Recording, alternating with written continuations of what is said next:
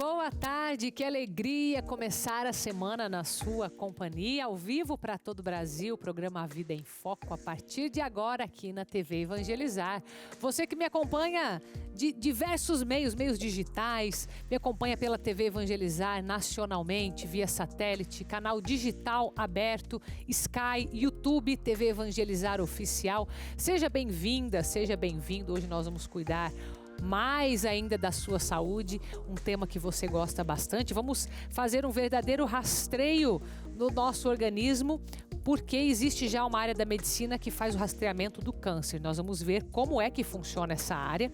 E para isso eu vou receber aqui o Dr. Luiz Felipe Matiusso de Souza, que é oncologista clínico e também gerente médico responsável técnico do Instituto de Oncologia do Paraná. Já nós vamos falar com ele sobre isso. Você também vai conhecer o atleta de Maringá que venceu o Pan-Americano. E ainda vamos falar sobre a geração que tem dificuldade em arrumar trabalho, em estudar, não quer nem trabalhar e nem estudar. Vamos falar também sobre esta geração. E muito mais para você, então fique comigo, começando o programa A Vida em Foco.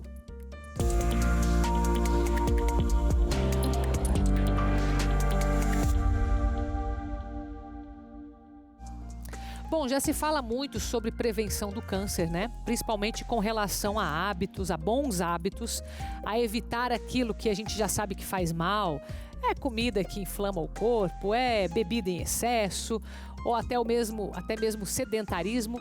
Mas será que tem uma forma da gente rastrear mesmo essa doença e, de repente, detectá-la de uma forma assim mais antecipadamente, né, doutor Luiz Felipe? Seja bem-vindo, viu? Boa tarde, Carol. Boa tarde a toda a audiência. Tudo bem? Obrigado pelo convite. Eu que agradeço, viu? E quando a gente fala desse rastreamento, o que quer dizer? Eu tô mentalizando aqui uma espécie de mapa, algo genético, ou não é por aí, é outro raciocínio? Eu acho que primeiro a gente fala de uma forma mais geral, que um dos desafios quando a gente fala de câncer, quando a gente fala da oncologia, é que os resultados ali do nosso tratamento estão intimamente relacionados a um diagnóstico precoce. Tá. A fase da doença que a gente faz o diagnóstico acaba influenciando bastante nos nossos resultados. Então, os exames de rastreio são exames que a gente faz com o intuito de diagnosticar a doença de uma forma precoce antes dela se manifestar através de sintomas. Ok, então não tem sintoma nenhum, a pessoa está teoricamente saudável da cabeça dela. Exatamente. Tá. E em que consiste? São exames? Ou é mesmo pelos hábitos de vida que ela tem? Pelo histórico genético? O que vocês consideram? Então, a gente tem indicação de alguns exames periódicos, de acordo com a faixa etária e o sexo, que a gente vai individualizar e antecipar ou aumentar a frequência desses exames à medida que o paciente tem algum fator de risco, história familiar, por exemplo, alguma mutação conhecida, algum diagnóstico prévio, e a gente pode antecipar. Tá, isso vale para qualquer tipo de câncer ou não? Para alguns específicos, por enquanto? Para alguns específicos, né? É importante que a gente, detectando essas situações mais cedo, a gente tenha algo diferente e efetivo para oferecer para o paciente. Então, a gente tem indicações precisas e bem estabelecidas, por exemplo, para o rastreio de câncer de mama, câncer de próstata, tumores coloretais, câncer de pulmão, tumor ginecológico como câncer do colo uterino. Acho que são os principais. Que são esses que a gente tem os exames, como você falou, que são exames de rotina mesmo, né? Exatamente. Esse é o principal meio. Esse é o principal meio, né? É importante ter o acompanhamento com um clínico ou com um médico de família para que nos intervalos ali e a partir da idade oportuna sejam solicitados e feitos esses exames nos intervalos corretos. Já existe dentro da medicina alguma área que estude padrões de comportamento que podem levar a algum tipo de câncer? Como, por exemplo, eles fazem isso já ligação direta com o cigarro, né? Exato, a gente tem bastante dado epidemiológico, né? Onde a gente associa alguns comportamentos, alguns hábitos a um risco aumentado no desenvolvimento de câncer. A gente tem isso bem estabelecido para vários fatores, como hábitos de vida, né? Sedentarismo. Então tem essa espécie de mapeamento também? Existe. São fatores que a gente leva em consideração também para solicitar alguns desses exames. Por exemplo, o tabagismo para rastreio do câncer de pulmão. É o principal fator de risco. Então a gente vai fazer o rastreio na população que já foi tabagista ou que é tabagista ativo, a partir dos 50 anos, com um exame específico de imagem. Que seria esse que está aqui na tela, tomografia de baixa dose anual ou não? Exatamente. É o câncer de pulmão para pacientes tabagistas e também para os ex-tabagistas. Então, quem parou de fumar também vai entrar ali, a partir dos 50 anos. Se fumou até os 50 anos, tem o mesmo risco, é isso? Para pacientes que já tenham feito 50 anos, que tem um histórico de tabagismo. Tem uma carga tabágica que a gente fala, mas daí já fica meio específico, mas é importante para o paciente entender. Fumou de forma significativa, tem mais de 50 anos, mesmo que já tenha parado, tem indicação de fazer o exame anual aí com a tomografia de baixa dose. Então, até se ele fumou antes dos 50? Exatamente.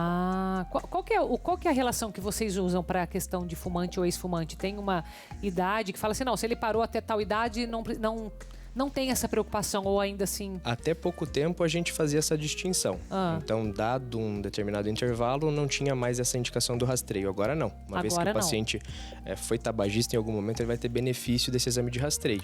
Isso reduz, né, até a mortalidade relacionada ao câncer de pulmão. Porque a gente faz diagnóstico precoce e a gente consegue atingir cura num número muito maior de pacientes. Legal. Tem um outro dado interessante que é o câncer de próstata, que eu acho que é um que atinge bastante também, né? Com certeza. É o PSA, o nome do exame? Isso, é um antígeno próstata específico. É esse. Esse é o principal ou não? Ele associado ao exame do toque retal, né? Juntos os dois, a partir dos 50 anos. Exatamente. Ser risco habitual. O que significa esse ser risco habitual? Habitual é a população global. Né? Todos os homens. Agora, se a pessoa tem uma mutação genética conhecida, se tem história familiar importante para câncer, com parente de primeiro grau, né? Com o pai ali com um diagnóstico numa idade mais precoce, são fatores que levantam para a gente ali um risco aumentado e às vezes indica iniciar esse rastreio de uma forma antecipada. O que é essa mutação genética que você mencionou? A gente tem várias alterações, várias síndromes genéticas, onde a gente tem mutação lá no nosso DNA, que carrega as informações ali para o desenvolvimento de todas as nossas células, que podem levar a um risco aumentado para câncer. A gente tem inúmeras ali, mas para a próstata também tem essas alterações específicas. Né? Se o paciente, por algum motivo, né, sabe-se que tem uma alteração familiar, é interessante começar esse rastreio mais precoce. No caso, ele saberia se ele já fez o exame genético, é isso? Exato. É comum a gente fazer esse tipo de rastreio. A gente tem até uma especialidade que chama a oncogenética. Né? Quando a gente tem paciente com diagnóstico fora da idade habitual, muitos casos na família, apresentações atípicas, a gente costuma fazer esse tipo de rastreio. E uma vez identificada essa alteração em alguém da família, tem um número ali, parentes mais próximos, é interessante a gente investigar também. Tá. Mas C tem vários casos, né? Isso. Não é para todo mundo, entendi. Mais um dado interessante é o câncer coloretal. Colonoscopia, que vai pegar isso, virtual, a cada 5 anos. Ou colonoscopia endoscópica a cada 10 anos. Ou retossigmoid... por que me põe esses nomes difíceis ali? Retossigmoidoscopia, é isso? Isso. Positivo ou negativo? Sangue oculto nas fezes. Isso, associado ou não ao sangue oculto nas fezes. Tá. Então, são exames ali de baixo para cima, evoluindo a complexidade, né? Onde o resultado ali, o laudo desse exame, ele vai ser mais contundente para tranquilizar ou preocupar em relação ao câncer. O sangue oculto é um exame muito básico. A gente diagnostica através do exame das fezes a presença ou não de sangue. Ao passo que a colonoscopia endoscópica, a gente faz a visualização direta. Então, é um exame muito mais sensível e específico. Entendi. Então, por isso que o sangue oculto anual e a colonoscopia, estando normal, você pode repetir eventualmente em até 10 anos. Por isso que tem a variação ali. Exato. Você teve que decorar esses nomes aí para fazer medicina, não, né, doutor Luiz? Quem dera vocês esses. Tem muito mais difícil, né? Muito bom. Tem algum outro tipo de câncer que é o de mama, né? Que eu acho que é o mais comum entre as mulheres. E esse eu já ouvi alguns posicionamentos de medicina dizendo que é para fazer e outros que não é. O que tem muita contradição na medicina com relação a isso ou não? Eu acho que nesse momento muito pouca. Né? Eu acho que para esse tipo de câncer, o rastreio é dos que está melhor estabelecido. A gente também tem uma redução muito importante na mortalidade quando a gente faz o rastreio e faz esses diagnósticos de forma mais precoce. O que tem, eventualmente, é uma variação na recomendação, no tipo da recomendação, intervalo entre os exames. Mais ou menos. Exatamente. Entendi. E daí é mamografia e ecografia, né? Os exames, essa dupla básica, são exames que se complementam, né? E também o exame físico, né? A gente recomenda o autoexame, embora ele tenha muitas limitações. Acredito. Mas fazer o exame físico daí com com um médico, né, com um mastologista, mais a mamografia e ultrassom anuais a partir dos 40 anos, estando tudo normal. Às vezes a gente encontra algumas alterações que não necessariamente são malignas, mas que indicam pra gente fazer o exame no intervalo um pouco menor. Tá. Mas pelo menos uma vez por ano. Tá, legal. E eu acho que o mais comum também é câncer de colo uterino, que é o preventivo anual, que daí a mulherada já está acostumada com esse, né? E esse aí é aquele que também o rastreio é feito somente por esse, e a principal forma de prevenção é pela vacina do HPV ainda ou não? Exatamente. A maior parte dos casos está associada a essa infecção, né? Então, nos países desenvolvidos, a gente tem uma queda muito, muito importante relacionada à vacinação. Então, a gente já tem essa indicação e consegue reduzir bastante, caso feita de forma efetiva, reduzir bastante os novos casos de câncer de colo uterino. Muito bom. Doutor Luiz Felipe, te agradeço, viu? Vou deixar o contato aparecendo, né? O site do IOP, Instituto de Oncologia do Paraná, porque o doutor Felipe é gerente médico também responsável pelo Instituto. Muito obrigada, viu? Eu que agradeço o Sempre convite, foi um prazer. Bom, falando em saúde, nós sabemos que tem muitas pessoas que acabam parando de tomar os remédios por conta própria. E isso é um perigo. Quero que você preste bastante atenção nessa matéria e aproveite para compartilhar com quem precisa ouvir. Vamos lá. Sempre sorridente e com a fé acima de tudo. Essa é a dona Ana, de 77 anos. Apesar da idade, ela sempre foi muito independente. Ativa, fazia tudo, morava sozinha, cortava grama, ia no mercado, fazia tudo sozinha. No início desse ano, a dona Ana viu a sua vida mudar. Em menos de 5 meses, foram 2 cirurgias. E foi depois da primeira cirurgia que a dona Ana foi submetida a tomar alguns medicamentos. E depois de uma prescrição médica, ela parou com os remédios. E foi aí que a saúde dela piorou. Precisei de cuidados, emagreci demais, daí não tinha mais força para andar. A dona Ana, antes independente, hoje precisa da ajuda da filha para tudo. Ao todo foram 6 remédios suspensos a pedido do médico. E isso resultou em diversas complicações e internações. Sinto muita dor, muita fraqueza. Eu não aguento andar, ter que acompanhar, porque as pernas ficam bambas. Foi digamos assim, acho que uma experiência, né, para ver se ela aguentava sozinha, né, sem a medicação. Só que não deu certo, ela piorou demais, né? De acordo com essa médica, o abandono das medicações pode resultar em diversos problemas de saúde, entre eles agravamento da doença, reações de abstinência, riscos de complicações e prejuízo psicológico. Os riscos são muito variados, vão depender de acordo com o que você está tratando. Então, dependendo do que você para, vão vir as consequências e com certeza elas virão. No caso da dona Ana, o médico pediu para que ela deixasse de usar os medicamentos. Porém, a questão financeira é um dos motivos de muitas pessoas abandonarem seus tratamentos, devido aos altos preços dos remédios. É extremamente importante, assim, antes de você suspender um remédio, de parar um tratamento, é importante você conversar com o seu médico, com a equipe de saúde que te acompanha, justamente para tentar, às vezes, achar uma alternativa, às vezes até uma coisa simples, por exemplo, algumas medicações especiais a gente pode até mesmo solicitar pelo SUS, em vez de você parar o tratamento e, às vezes, em vez de melhorar, você vai piorar, porque deve ter que tomar ainda mais remédios para tratar o problema que você criou. Neste caso, os remédios genéricos são boas opções, chegando a custar metade do preço que o medicamento de referência. Eles são uma opção para você manter o tratamento em momentos que o remédio de referência você não está conseguindo pagar ou que teve alguma outra questão. O tratamento adequado, incluindo adesão às medicações prescritas, é essencial para o controle efetivo de várias condições médicas. Abandonar os medicamentos pode ter consequências graves para a saúde. Portanto, é fundamental que os pacientes se comuniquem abertamente com seus médicos, esclareçam dúvidas e sigam as orientações para garantir o bem-estar e a qualidade de vida a longo prazo. Acho que é extremamente importante você ter uma relação de honestidade com quem te acompanha, com a equipe médica, com a equipe de saúde. Se você pode pagar o remédio, eu acho que é importante que você fale. Se você não pode, também não pode. É muito pior do que você esconda isso do seu médico e não faça o tratamento correto, do que você fale de uma forma honesta e clara. A dona Ana tem fé que com a volta dos medicamentos vai melhorar. Vou, se Deus quiser, vou sim, porque a fé remove montanhas.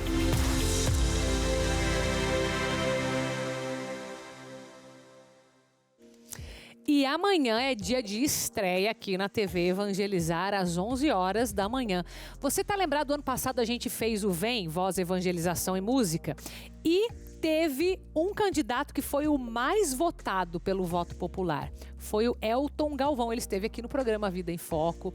Ele, inclusive, deixou para o último dia do festival a inscrição dele. Falei, menino, não faz isso. Pois é, olha só, você vai acompanhar a estreia da música dele amanhã, que se chama Nada é Impossível. Olha só que emoção, gente, fazer parte de tudo isso, né? Um novo lançamento de uma música católica contemporânea. Falando em VEM, nós teremos VEM, né? Durante esta semana, na sexta-feira, no sábado. Lembrando que, mais uma vez, a plateia vai poder participar aqui presencialmente e nós teremos o voto popular também esse ano, viu? Igual foi ali com o Elton. Então, aproveite participar com a gente deste festival de voz, evangelização e música.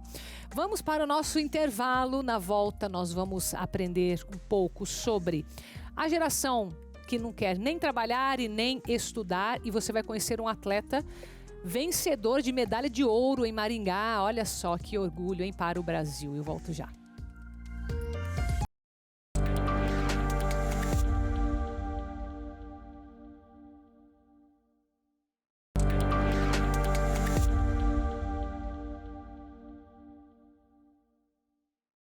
Voltamos com o programa Vida em Foco, começando super bem esta semana, já em clima de noite de louvor. Segunda semana da série Deus de Milagres, que foi fundamentada na história da Samaritana, do Poço de Jacó, e pedindo cura, libertação durante todas essas semanas desta série. Hoje, noite super especial, teremos a participação de Tony Alisson aqui conosco. Também teremos a pregação de Frei Pedro Félix, que é sacerdote agostiniano, apresentador da TV Evangelizar, com voz forte e grande inspiração na oração. Então você, jovem, que está aqui na região de Curitiba, venha, porque hoje vai ferver essa noite de louvor aqui, gente. Tony Alisson tem uma energia incrível, uma espiritualidade fantástica e estará aqui conosco. Chegue cedo, porque senão você não vai ter lugar para ficar sentado. Também fique em pé, que vai estar ótimo, né? Chegue cedo, venha jovem, venha você de todas as idades. Já tem gente aqui, viu? Acabaram de me falar aqui que já tem gente aqui, então hoje o negócio vai ferver. Nós vamos literalmente estar juntos aqui, ó, no fogo do Espírito Santo para todo o Brasil, esse nosso grupo de oração nacional. 19 horas vai ao ar, lógico, ao vivo para todo o Brasil. E você que já está aqui, venha, mas chegue antes, tá? Eu ia até dizer um horário, acho que venha o quanto antes, que é a melhor coisa que você pode fazer. Bom, teremos agora uma matéria muito interessante sobre atletismo. Maringá conseguiu uma medalha de ouro. Olha só que orgulho que nós temos de saber desta vida de atleta a partir de agora. Acompanhe comigo. O atleta maringaense Renan Galina iniciou no atletismo em 2022 e tem participação em importantes competições. Em maio deste ano, ele conquistou o ouro para o Brasil no Sul-Americano Sub-20, com a segunda melhor marca da história do país na prova dos 100 metros. Segunda melhor marca do mundo na categoria Sub-20. No último final de semana, Galina conquistou mais uma medalha de ouro para o Brasil, desta vez nos 200 metros no Pan-Americano de Atletismo Sub-20 em Porto Rico. Com o resultado, ele garantiu a convocação para mais um importante desafio em sua carreira. Vai se juntar à seleção brasileira no Mundial de Atletismo Adulto, que acontecerá de 19 a 27 de agosto na Hungria, onde vai disputar nas provas dos 200 metros e revezamento 4x400. Tentar buscar melhores marcas, até porque eu vou estar numa competição muito mais forte. Então, para mim vai ser uma experiência nova, mas eu vou para cima também, tentar acompanhar o pessoal. De certa forma, eu também vou para conquistar novas marcas, se Deus quiser, e quem sabe conquistar a vaga para a próxima Olimpíada. Viu só? Parabéns, Renan, por representar o Brasil com ouro no Pan-Americano. Muito bom, né, gente? Agora, quem não tem os dons do atletismo, a gente precisa se esforçar para ajudar solidariamente, ver se a gente ganha mais uma medalha aí com solidariedade, gente. Vamos lá, né? A gente teve muita campanha aqui no nosso programa e dessa vez conseguimos luvas, toucas, meias, que é tudo que no frio faz uma baita diferença para quem está em vulnerabilidade social, e as doações foram para a PACN. Você vai acompanhar comigo como foi essa distribuição. Ao som das canções e dos louvores do cantor Danilo Diba, a solidariedade e a compaixão e o amor ao próximo tomaram conta mais uma vez da PACN. A tempestade vai passar, sobre as ondas confiante andarei. Para mim é um ensinamento.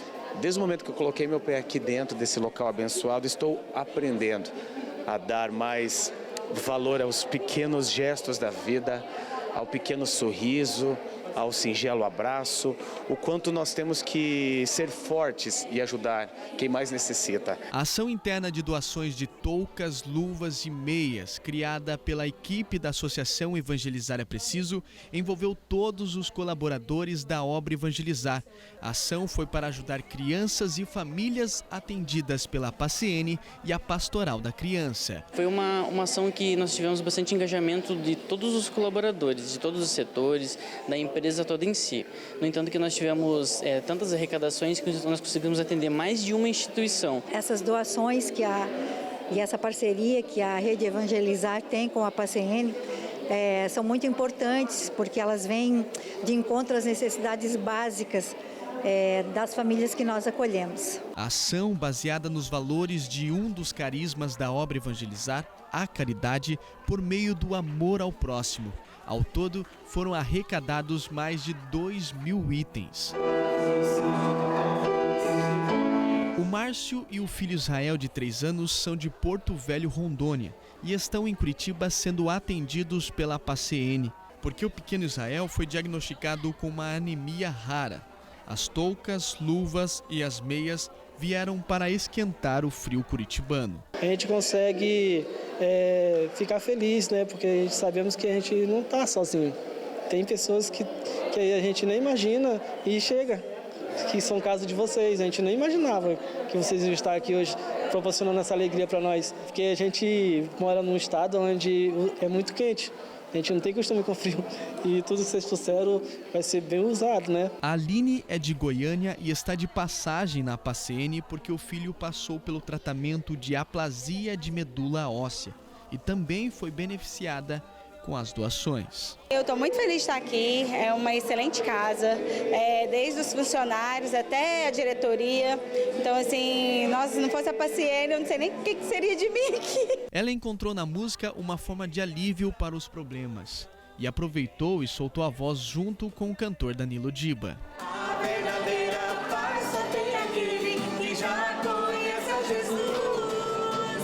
A caridade gerada por essas iniciativas tem impactado positivamente a todos que precisam e tem promovido um sentimento de união e empatia entre os funcionários e voluntários da obra Evangelizar, mostrando que o espírito de solidariedade pode fazer a diferença na vida daqueles que enfrentam dificuldades. A alegria está no coração de quem já conhece a Jesus.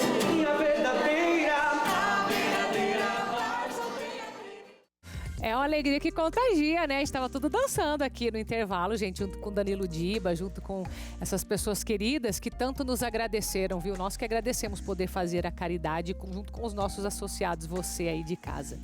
Gente, quem faz muito disso é Dom Fernando Saburido. Ele, inclusive, foi homenageado em Pernambuco. Gente, acompanhe comigo.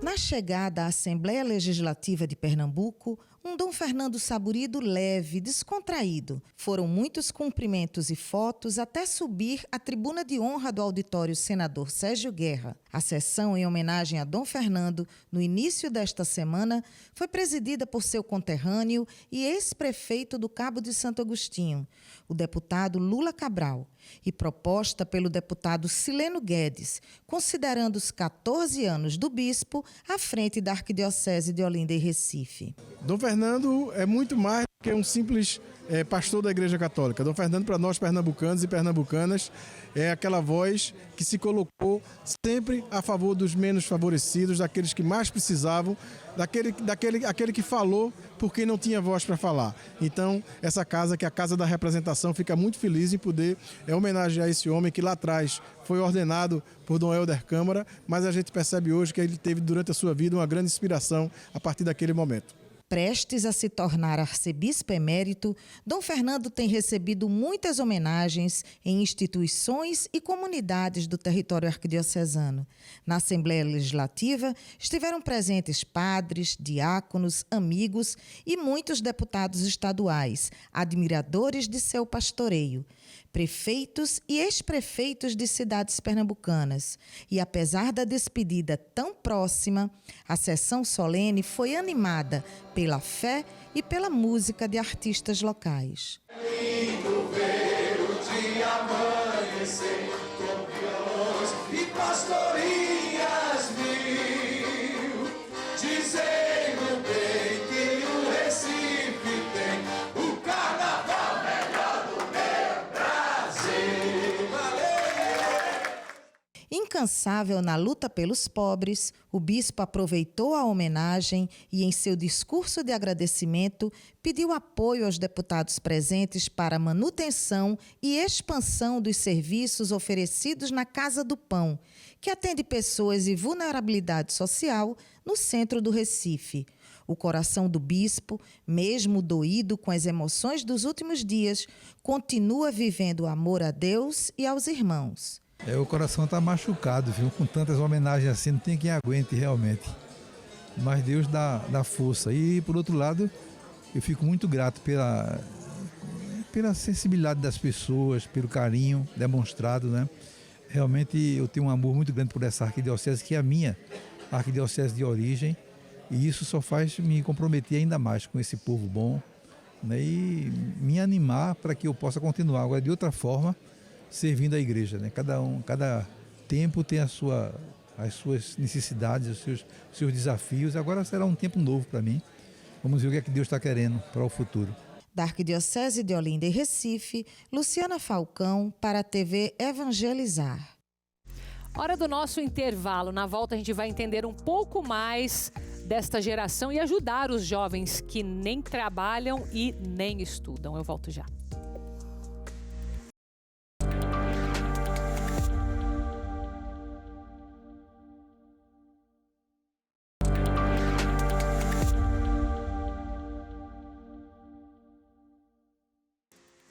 E voltamos já pensando no mês que vem, que teremos a 8ª festa de Jesus das Santas Chagas, dos dias 18 ao dia 24 de setembro. Portanto, está na hora de você se planejar com a sua caravana, com a sua família. Você está vendo aí todos os contatos para você se programar. Tem e-mail, tem WhatsApp, tem um telefone. Importante é você colocar aí na sua agenda e participar conosco durante toda a semana desta festa de Jesus das Santas Chagas.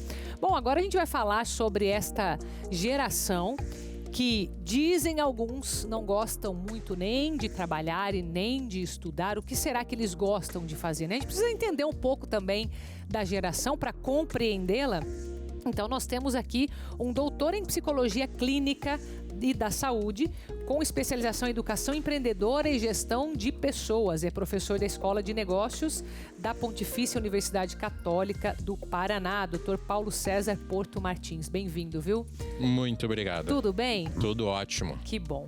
Bom, eu queria começar entendendo mesmo, né? Porque às vezes essa nem que se fala um pouco dessa geração traz um aspecto negativo, né?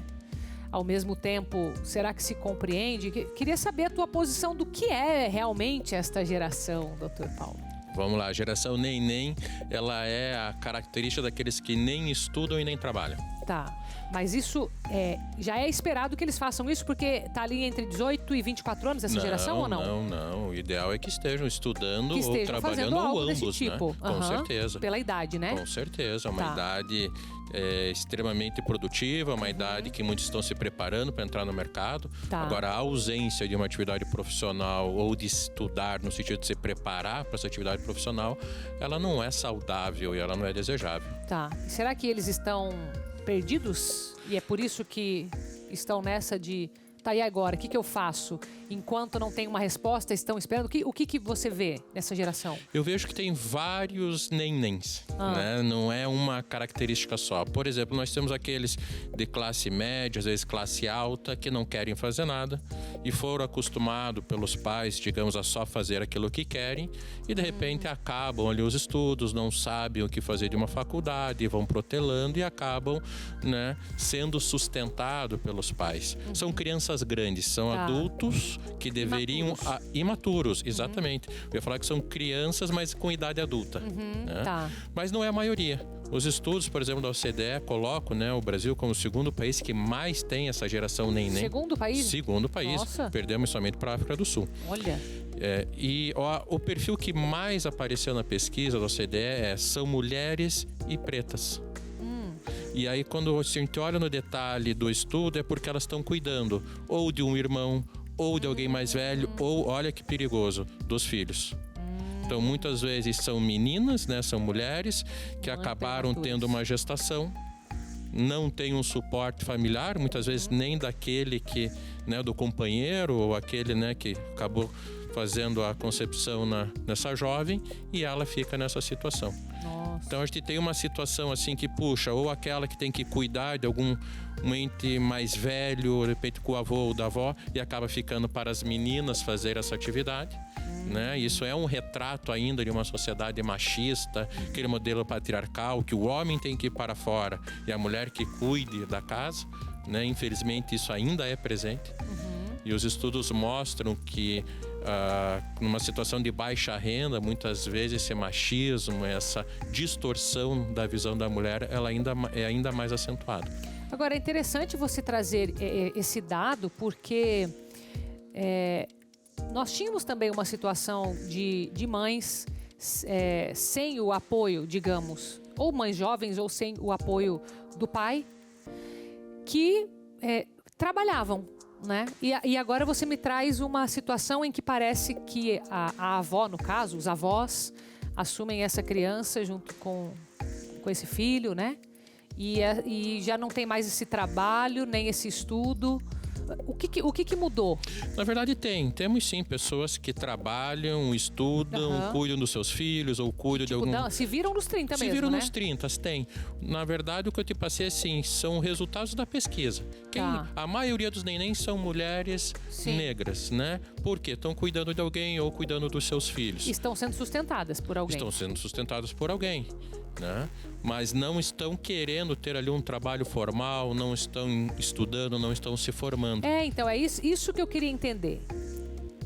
Qual que é a motivação? Porque geralmente, por mais que não seja uma situação ideal, mas se tornou mãe, se tornou pai, a pessoa geralmente corre atrás, né? Tem alguma coisa que explica nessa geração que não quer? Como assim eu não quero?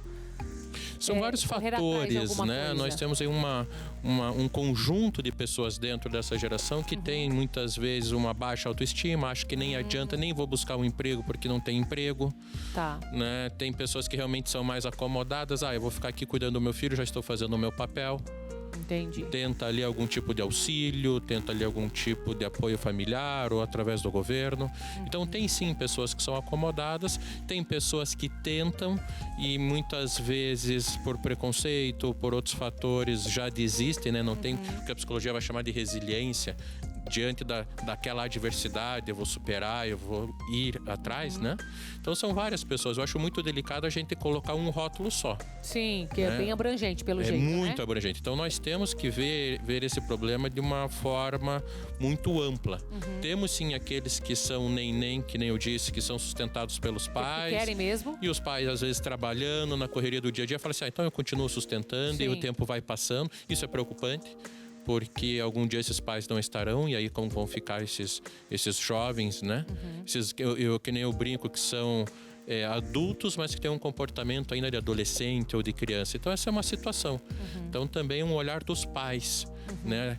Os pais que ainda têm filhos pequenos, né? O quanto você está ensinando o teu filho a fazer coisas que não gosta, a dificuldade. É isso que vai ajudar esses jovens. Exatamente. Ou eu sou aquele pai que tudo que meu filho pede, eu vou lá e faço, porque senão ele vai chorar, ele vai brigar. Sim, entende? Então, são adultos mimados. Sim. Então esse é um problema. Um outro problema também é acesso a uma educação facilitada, por exemplo, para estudantes que são também mães, né? Aí tem todo um problema quando eu falo acesso, muitas vezes também envolve, por exemplo, creche. Ela tem onde deixar essa criança para ir trabalhar. Ela tem um apoio Exatamente. de alguém ou de alguma instituição. Como que as empresas enxergam quando vê uma menina, por exemplo, de 16 anos, de 18 anos, eu já sou mãe, muitas vezes mãe de duas, três crianças, né? O quanto este preconceito também vai impactar na empregabilidade dessa menina. Sim. Né?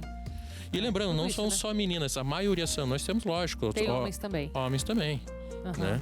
Lógico que os estudos não mostram que eles estão lá preocupados com a paternidade, mas eles também têm essa questão muitas vezes do desânimo, de não acreditar, do se acomodar, alguém me sustenta, então eu fico como eu estou e o tempo vai passando.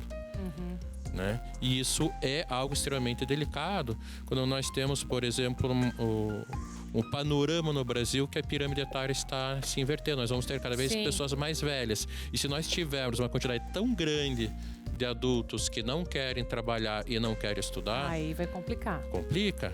Complica. É um problema social mesmo. Exatamente. Isso vai envolver questão de violência, de produtividade, de competitividade. Sim, muito bom. Doutor Paulo, eu agradeço, viu, a sua presença. Vou deixar o seu contato aparecendo para o pessoal. Muito obrigada, tá? Imagina, eu que agradeço.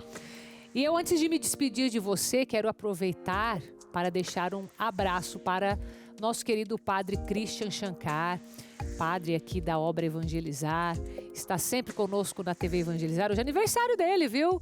Querido padre Christian Shankar, um beijo, viu? Deus te abençoe. Obrigada por fazer parte conosco. Deus abençoe a sua vida, também o seu sacerdócio. E você que me acompanha, a gente volta amanhã às 3h30 da tarde. Então continue conosco hoje. Lembrando, tem Noite de Louvor, hein? Super especial às 7 horas da noite. Beijo, fica com Deus.